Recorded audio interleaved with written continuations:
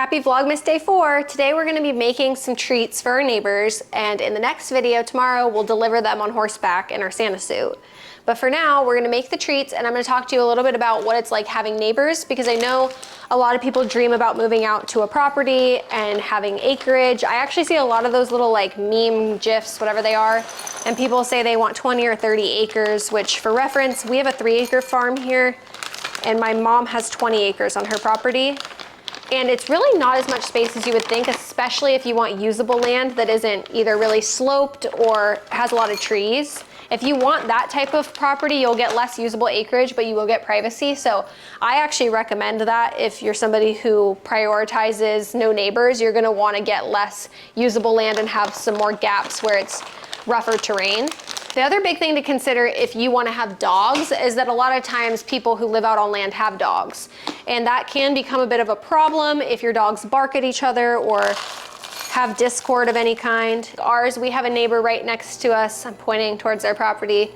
Their dog is not very friendly, so he doesn't like our dogs at all. And it does create problems because every time they come out, they bark, and then my dogs bark. And we worry about it because our dogs are taller. They have a cattle dog, so he's not tall enough to get over any fencing. So he can come just torment our dogs, but then I get worried that our Shepanese will jump over the fence and tune them up. So that's a thing that you have to worry about. Makes fencing a lot more important the smaller your acreage is, but you could even potentially do what my mom did and buy 20 acres and then still have to fence it smaller to keep your dogs in, because fencing 20 acres is like so expensive. Probably $100,000, I'm not sure, but I bet you could easily spend $100,000 on fencing and not even get that much fencing. A roommate of sorts, because you kind of need your relationship with your neighbors to be good. Megan Hughes, if you haven't seen her videos, I'll link her channel down below, but she is really good at maintaining good relationships with her neighbors. She receives a lot of help from them, and also seems like she provides a lot of help to them when they need it. And that's a really good thing to prioritize, whether you're renting or owning, because it can really save you. One thing I like about having neighbors is if I'm riding my horse in my pasture and I eat shit and Matt's not here, I am way more likely to receive help in my current situation. If I didn't have my phone and I couldn't get help other than just yelling, I have way more likelihood of getting help than I would if I lived on an isolated 3 acres or an isolated 20 acres. So keep that in mind if you're somebody who finds yourself at home a lot. It might be nice to have that kind of help. Otherwise, you need those like around your neck, press the button if you need help type assistances, and that can be expensive. Or you just take your risk and potentially die alone. I don't know. Suit yourself. Another example of having neighbors is just this morning, Matt and I went out and our chicken was on the other side of the fence because it snuck underneath and then couldn't figure out how to, actually what they really have been doing is they've been flying up into the oak tree that leans over our property but is really on their property. And I think they jumped down too early and then didn't make it back into our yard. And they were freaked out for quite a while till we flipped the fence and managed to get them back in. But having neighbors right there, I don't know whether it helps or hurts, because to me it hurts. I don't want to jump the fence and have my dog see me jump into their yard and then think it's appropriate to go over there. So it can present some issues. Riding your horse would also be a lot easier on bigger property with more privacy. Baby tends to get distracted very easily by things that are going on other people's properties. So I think if we had a little bit more space, it might be easier to ride in peace. I always feel like baking is so much harder than it looks. Okay, it's the best we're gonna do there. I'm gonna pause this for a second to recollect my thoughts. When we first moved in, we weren't sure how to navigate neighbors. Were we supposed to go say hi to them? Were they gonna come to us? Should we leave the gate open? How do we need to handle it? And in my experience, I'm sure it'll vary for everybody. In my experience, we went ahead and said hi to a lot of the neighbors first. The easiest way is usually when you're driving in and out of the road, you'll see them and you can kind of wave them down and then say hi and introduce yourself. We had one neighbor that was the closest to our age that we said hi to though, and kind of received a very reserved reaction. And some neighbors move out to the what? Some people move out remote for a reason. They just want their space and their privacy. And that was kind of the vibe we got from him, and still to this day, we don't really talk to him too much. A little wave is about the extent of it, but we don't have his phone number or anything. I do recommend getting the numbers of your neighbors because it's helpful if you ever do need anything, especially a quick help or some sort of issue. Warning them about a fire is a good example. Be a good neighbor, be that person that tells them if something's going on. Uh-oh, I think I did the light color too quick on the peppermint bark. I'm getting a little bit of brown in my whites. Right, we're just gonna spread it around. And then before that dries,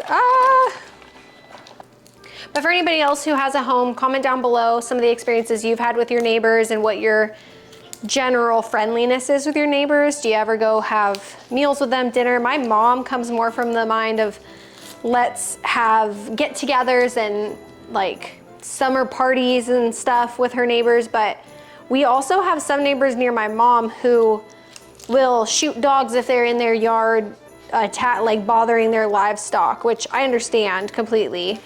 But I don't think I would ever have the heart to shoot somebody's dog if it was fucking with my livestock, if I had a way to avoid it, which I don't really know the details. That's just, you know, neighborhood drama that I don't know all the details about, so I don't judge it. But some neighbors just like to stick to themselves and aren't super down to be friendly. However, I think it's funny because Matt and I got married in my mom's backyard, essentially at her barn, and everybody seemed well aware that it was happening. But I didn't really feel like they would want an invite when it was happening, but then after the fact, I wondered if I should have invited all my neighbors.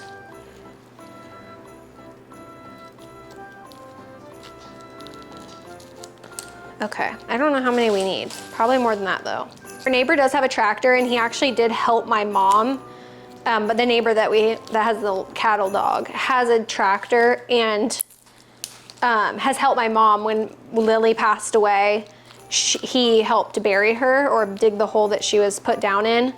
And it's kind of useful personally, I feel like to have a tractor, you should really have about 10 acres because if you have less than that, you can do most of the labor by yourself. And what you can't do, you're probably better off just renting because the neighbor next door that we're talking about has 10 acres and he uses his for nearly everything he does, but he also lives on a grade. So he owns part of the gully and brings things up and down from the gully. So his circumstance, it makes sense. It would be you'd be hard pressed to tow anything on a lawnmower up a hill like that. But if you have flat usable land, you can definitely get away with just having a lawnmower. However, even if you have animals that you think will mow a lot of your land, I do think getting a mower is still a value. And if you're not gonna get a mower, you could always get a quad. I'm pretty sure that's what the younger neighbor we were talking about has. I think he just has a quad and he pulls things on the quad. Does he have a mower too, or doesn't he like pull a mowing thing on the quad? Yeah, he does. I don't know how that works, but I think you must be able to get an adapter that you can pull and it will mow with a quad. So you could always consider a quad too if that's more your style. As far as fencing goes with neighbors, in my experience, people don't go 50-50 on fencing on land. I know in suburban neighborhoods, it's more common to talk with your neighbor if you're gonna redo fencing and go 50-50 on it or whatever. With our neighbors, it's just always been like, tell me if you're gonna do it. I have two neighbors that touch my property that aren't my mom, which I don't tell my mom. I mean, I can tell my mom whatever, but she doesn't need me to tell her. But with this neighbor over here, she just likes to know because she's got a little dog and she wants to feel like she's in the loop, but she rents and I'm never gonna ask her landlord to go 50-50 with me on fencing, especially when it's for my animals. So I just tell her, I don't even tell the landowner that I'm changing things because again, if he's not paying for it, I'm not asking for permission. I'm more just telling you that this is what I'm gonna be doing. Especially since I know the fencing that's up there currently is fencing that was put up by the previous owners of our house. And he doesn't mind as long as he doesn't have to pay for it. So we just tell them we're gonna do it and then we do it. And with this fencing, we had put up fencing along this side and then when the old owner was selling, he volunteered to put up a better looking fence in his opinion. Turns out it's kind of horrible because Bentley can jump it, but let's be real though, Bentley can jump anything. So it doesn't really matter. And I think generally with fencing, just be prepared to pay for it yourself. You're not gonna have your neighbors going, oh yeah, I'll go 50-50 with you. So it's gonna be fun to take this out to the neighbors because baby has been full of energy and I haven't really given her a good ride recently. So I think this will be good for her and for us. Finished most of the prep. You saw me making the peppermint bark, but I also made some ginger cookies with fresh ginger because I had a bunch in the pantry or in the fridge. I had a bunch of fresh ginger in the fridge. I also made classic chocolate chip cookies, so I'm just waiting for a few more of the chocolate cookies to be done, and then I'll throw some plastic wrap on these ones. And then these are in a tub because this is my mom's tub that she puts the dog food in, so that's an easy return. And then we'll get to the road.